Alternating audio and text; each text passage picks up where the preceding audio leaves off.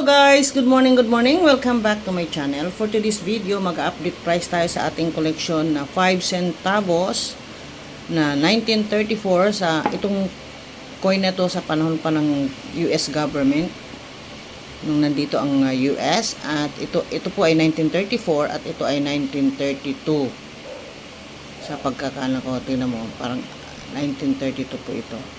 So, without further ado, let's begin. So, alamin muna natin kung ano ang kanyang composition nitong ating coin.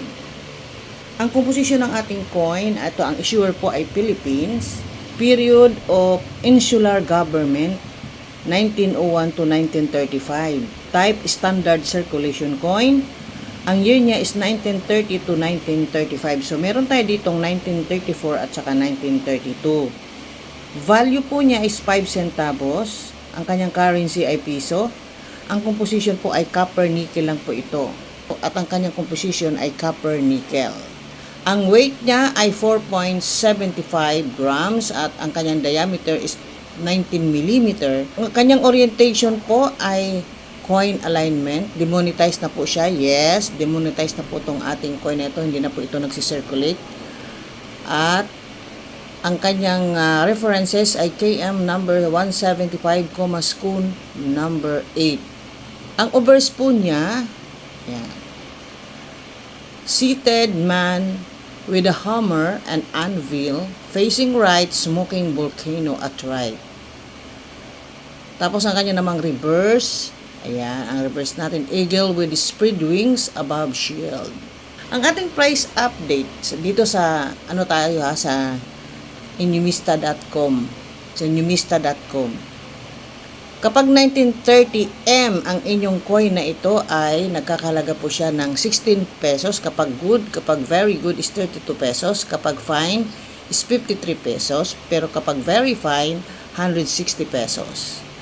Ang 1931 naman po, ang good 40 pesos. Ang very good ay 66 pesos.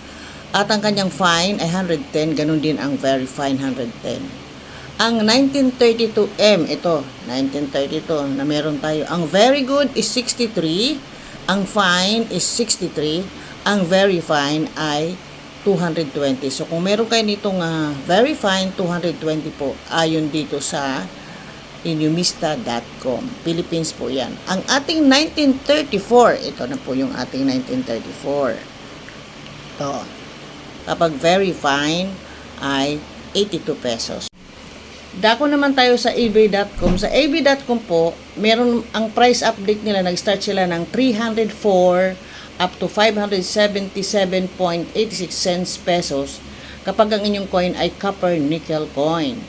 Pero kung ang inyong coin ay high grade o extremely fine, umaabot po siya ng 867.08 pesos. Sa ucoin.net naman po, ang price update nitong ating coin na 1934 ay nagkakahalaga po siya ng $4.67 pesos. So, kulang-kulang siya ng mga 500 po ito sa ucoin dollar. Pagka i-convert natin siya ng 50 pesos, 50 plus na kasi ang palitan ng dollar ngayon. So, sa Lazada naman po, ang halaga niya ay 250 pesos, copper nickel lang po yun, at very fine po ang inyong kondisyon ng coin.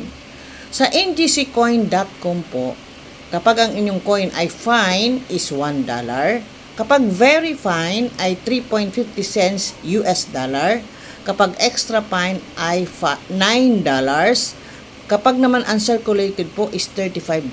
So, napakamahal po. Kapag ang $35 i-convert natin sa 56 pesos, times natin ng 56 kasi yun ang palitan ngayon, lumalabas po 1,000 plus 1,960 ang isa. Very fine po yung nyo, yung tawag nito, yung coin nyo. Kapag ang inyong coin is 1934M recut 1, umaabot po siya ng $65 kung meron kayo nito. Pero alam ko mahirap maghanap na nito ng maganda. Siguro doon sa mga talagang mga kolektor na unang nakapag-collect, marami pa nito yung mga ganda. Sa carousel naman po, ang kanyang price update ay 150 pesos PHP po. Very fine ang kanyang price update. So hanggang dyan po ang ating price update for today sa ating 5 centavos 1934 Philippine coins. At kung hindi pa kayo connected sa aking channel, please subscribe to my channel, like and share, comment below, and don't forget to hit the notification bell para always kayong notify kapag meron akong new upload. Thank you for watching. Bye-bye!